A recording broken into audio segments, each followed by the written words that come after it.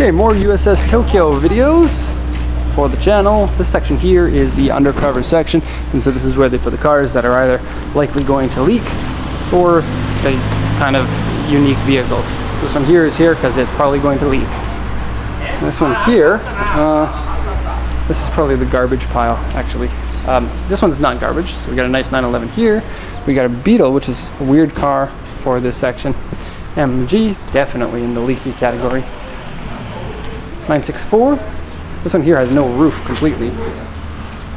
And so, just windshields. Now these typically come with a 1.6 liter Kent Ford engine.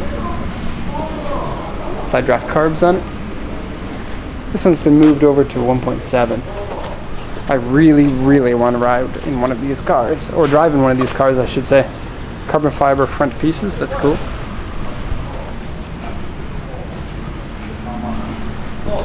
Fair Lady, the original one before the Fair Lady Z. They had a roadster called the Fair Lady. Probably pretty expensive these days. I'll show you the front here.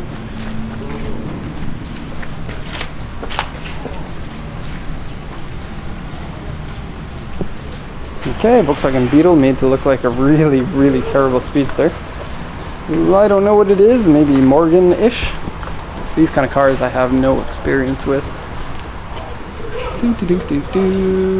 Oh, this is Mitsuoka. It's a Japanese company that makes pretend classic cars. And so not really a classic. Mitsubishi Jeep. That would be diesel. But otherwise, Jeep.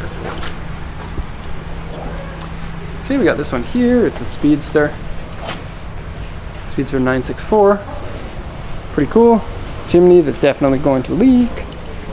Ooh, yes. Mazda Cosmo. Cosmo is Mazda's first rotary engined sports car. It's got the cool piece on the top here. This one's not open top. I believe that the engine is an 11B in this. I'm not sure. I don't have enough hands to open that because I'm carrying a bag. Let's see what it says. It says 0.49 cc times 2. Cosmo Sports. This section here that's gated off is the really expensive cars. They have lots of Ferraris in there. I'm not really that interested in those ones. We got a 911 Turbo S here. That one there looks like a Speedster version of it. Nismo GTR, that's kind of an impressive car. Take a look at how the front fenders are different. See there? And then look out the back near the top of the fender. It's got that kind of little Z-Tune-ish fender spat piece. The paint on that is a matte gray, kind of unique looking. And that rear wing on the back, huge. First time I've seen an LFA here at the auction. They didn't make an awful lot of these cars, so every time you see them it's a little bit special. Okay, this one here is probably more rare. This looks like, I didn't look at the sheet so I don't know for sure, but it looks like an authentic RS2 993 because you got the RS2 flares on them. Bumper.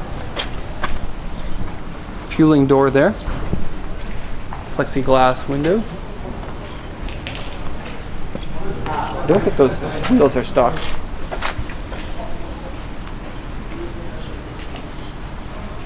Very cool. Ferrari. Big trucks. Not so interesting. Is that a 308? I don't know. This one here is a 512, I think. These ones always go up for auction, but nobody ever buys them because they're kind of too expensive and a little bit outdated. Now, if you want an expensive car to impress people, people usually go with a classic car or they go with a new car that's expensive. This one here kind of fits in the middle of the two at this point. I think in the future they'll be more considered classic cars, but for now they don't really hit that right. That's some 911 action, some i8 action.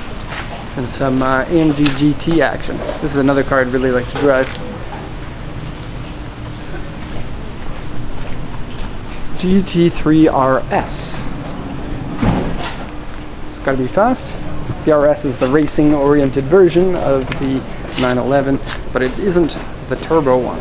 And so this is naturally aspirated, hard suspension, really noisy, super fast, but not the most powerful version of the 911 as far as I know. I believe that the turbos produce more power, but these ones would be faster.